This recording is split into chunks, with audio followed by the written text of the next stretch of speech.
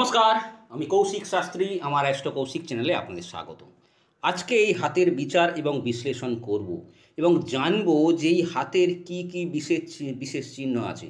আর আপনি যদি পুরো ভিডিওটি দেখেন এবং নিজের হাতের সঙ্গে মিলিয়ে দেখেন, তো আপনি অনেক অনেক অথেন্টিক নলেজ পাবেন, একেবারে গুরুমুখী জ্যোতিষের অভিজ্ঞতা পাবেন। তো কথা না বাড়িয়ে শুরু করি আজকের ভিডিও। প্রথমেই আমরা শুরু করব, দেখুন এই যে মধ্যমা আঙুল দিয়ে। দেখুন মধ্যমা আঙুলটা একটুখানি এই অনামিকা আঙুলের দিকে ঝুঁকে আছে। এই রকম যখনই ঝুঁকে থাকে তখনই সেই ব্যক্তি কিন্তু উচ্চাকাঙ্ক্ষী হয়, প্রচণ্ড উচ্চাকাঙ্ক্ষী, নিজের যোগ্যতার চেয়েও বেশি উচ্চাকাঙ্ক্ষী হয়ে থাকে। এবারে দেখুন যে তর্জনী আঙুলটাও আবার মধ্যমা আঙুলের দিকে ঝুঁকে আছে। আর এই যখন মধ্যমা আঙুলের দিকে যখন তর্জনী আঙুল ঝুঁকে থাকে, তাহলে সেই ব্যক্তি কিন্তু মিথ্যা অহংকারে কিন্তু আসক্ত হয়, অর্থাৎ তার মধ্যে একটা মিথ্যা যোগ্যতা নেই, অথচ মিথ্যা অহংকারে কিন্তু সে জর্জরিত।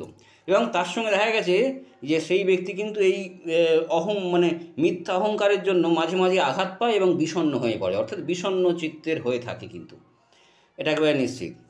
এবারে দেখুন কনিষ্ঠ আঙুলটিও এই তর্জনী আঙুলের দিকে বেঁকে আছে। এই ক্ষেত্রে দেখা যায় সেই ব্যক্তি কিন্তু একেবারে চোখ বন্ধ করে বলা যায় যে আপনি ব্যবসা করুন, ব্যবসায়িক ক্ষেত্রে আপনি কিন্তু সাফল্য আসবে যখনই এই কনিষ্ঠ আঙুল তর্জনী আঙুলের দিকে বেঁকে যাবে।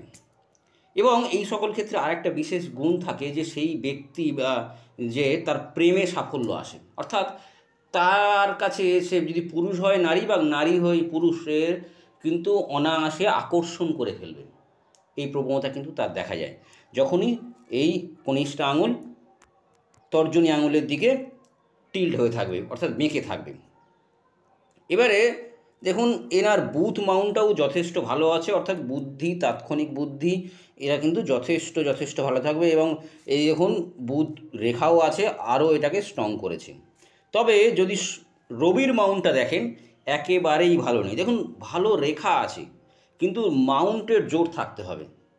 মাউন্টে যদি জোর না থাকে, অর্থাৎ যদি এই যে পর্বতে যদি শক্তি না থাকে, তাহলে ভালো রেখাও কাজ করবে না। যদিও এনার যদি হাতটা দেখেন যে এইখানটায় একটা রেখা আছে, এই রকম রেখা মেনলি তার নাম পরিচয় সমাজে বাড়ায়। সে ভালো হোক খারাপ হোক তাকে চিনবে, তার নাম হোক বদনাম হোক হবে, তাকে তার নিয়ে আলোচনা করবে, তার নাম ছড়িয়ে পড়বে এলাকায়। ভালো হবে না খারাপ হবে সেটা পরবর্তীতে জানবো, কিন্তু নাম ছড়িয়ে পড়বে এটা একেবারে নিশ্চিত। এবং এই যে একটা রেখা এখান থেকে গেছে, যখনই এরকম হয় এটাকে লাইন অফ নলেজ বলা হয়। অর্থাৎ এই সকল ব্যক্তিদের ক্ষেত্রে দেখা যাচ্ছে সে যাই শিক্ষিত হোক, তার পড়াশুনোর যোগ্যতা কোয়ালিফিকেশান যাই হোক, তাকে কিন্তু লোকে জিজ্ঞাসা করে করে দাদা এটা আমি করব, এটা কি আমার করা ঠিক হবে, মানে তার পরামর্শ কিন্তু নিয়ে থাকে আশেপাশের লোক, ফ্যামিলির লোক। তার হয়তো শিক্ষা অতটা বেশি নেই, কিন্তু তবু তার কাছে লোকে জিজ্ঞাসা করে কাজ করে। এইরকম প্রবণতা কিন্তু দেখা গেছে। শনির মাউন্টটা কিন্তু এখানে যথেষ্ট ভালো। যখনই এই রকম শনির মাউন্ট থাকে, দেখা গেছে সেই সকল ব্যক্তিরা কিন্তু কর্মঠ হয়, গায়ে জোর থাকে এবং তারা কিন্তু কাজ করতে পিছপা হয় না, মানে তারা অ্যাক্টিভ থাকতে ভালোবাসে। এটা কিন্তু একটা খুব পজিটিভ দিক।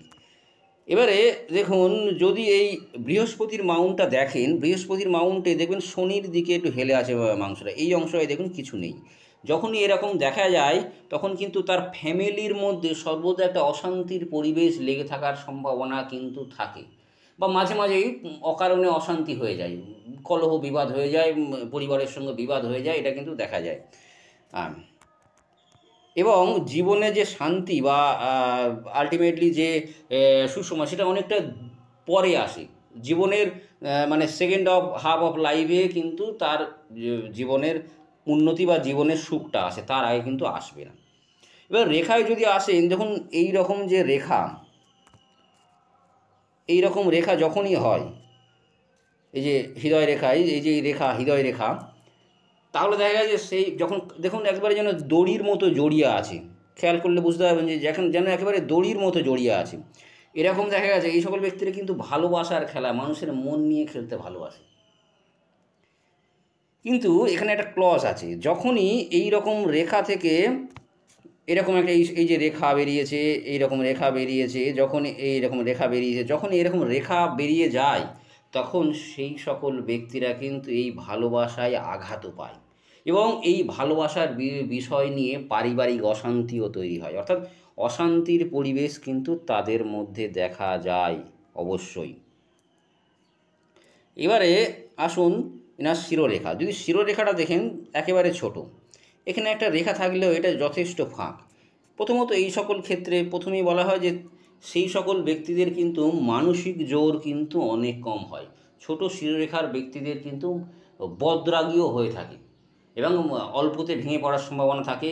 এছাড়াও মাথাতে চোট পাওয়ার সম্ভাবনাও থাকে, যেহেতু এই শনির নিচে তৈরি হয়েছে, এবং শেষ জীবনে কিন্তু নার্ভের রোগও আসার সম্ভাবনা তৈরি হয়, সেদিকে খেয়াল রাখতে হবে। এর প্রকৃত রেমেডি অবশ্যই করতে হবে। বিশেষত এখানে স্যাটার্নে ভেঙেছে, স্যাটার্নের রেমেডি অবশ্যই করা উচিত, আমি বলে দিলাম।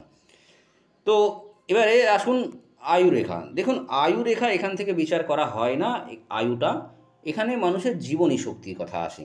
এমন মানুষও কম বয়সে মারা গেছে যাদের আয়ুরেখা বিশাল, আবার এমন লোক দীর্ঘদিন বেঁচে আছে যার আয়ুরেখা এরকম ছোট। আয়ু বলতে এখানে তার জীবনী শক্তি, এনার জীবনী শক্তি যথেষ্ট ভালো থাকবে। আয়ুরেখার জন্য এটাকেও দেখতে হয়। তো এই রেখাটা যখন শনির ক্ষেত্রে শুরু হয়েছে, এই সকল ব্যক্তিরা সবসময় পয়সা পয়সা পয়সা, অর্থ অর্থ, কী করে পয়সা, মন মানসিকতার চেয়ে বেশি মানে অর্থ অর্থ অর্থ এইসব চাইবে। মানে তার যে আন্তরিকভাবে ভালোবাসা সেটা কিন্তু অনেকটাই কম, ভোগের প্রতি যাবে।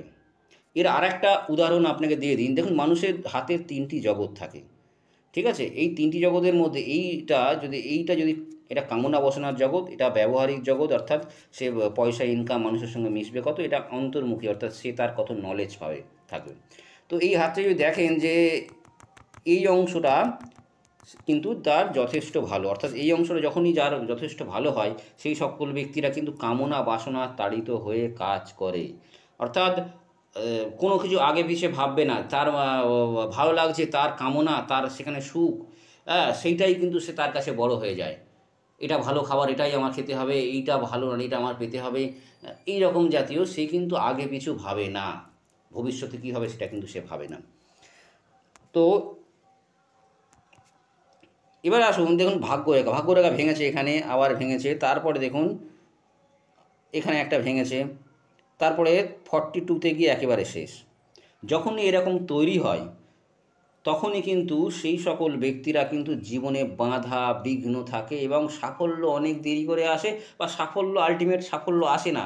এই ভাগ্যরেখার উন্নতি করা যায়, ভাগ্যরেখা কিন্তু অবশ্যই চেঞ্জ করা যায়। এর একটা নির্দিষ্ট মুদ্রায় যোগ আছে, সেই দিনে যদি 10 মিনিট করা যায় তাতে কিন্তু ভাগ্যরেখার উন্নতি হয়। সেটা হচ্ছে সূর্য মুদ্রায়। দেখুন ইন্টারনেট ঘাঁটলেই পেয়ে যাবেন সূর্য মুদ্রা কাকে বলে। নিয়মিত যদি 10 মিনিটও করা যায় এই সূর্য মুদ্রায়, তাহলে হাতের ভাগ্যরেখার পরিবর্তন আসে একেবারে পরীক্ষিত, নিশ্চিত। এবং যখনই ভাগ্যরেখার পরিবর্তন আসবে তখন দেখবেন আপনার ভাগ্যের উন্নতি শুরু হবে, একেবারে নিশ্চিত, কোনো বিতর্ক নেই এতেই। 6 মাস যদি যাদের এরকম ভগ্ন ভাগ্যরেখা আছে তারা, বা ছোট ভাগ্যরেখা আছে, তারা ট্রাই করে দেখবে, 6 মাস কন্টিনিউ করবেন দিনে 10 মিনিট সূর্য মুদ্রায়। তো ভিডিওটি যদি ভালো লেগে থাকে অবশ্যই লাইক করবেন, শেয়ার করবেন, চ্যানেলটি সাবস্ক্রাইব করবেন এমনই ইনফরমেশান পেতে। ভালো থাকুন, ভালো রাখুন, জয় মা।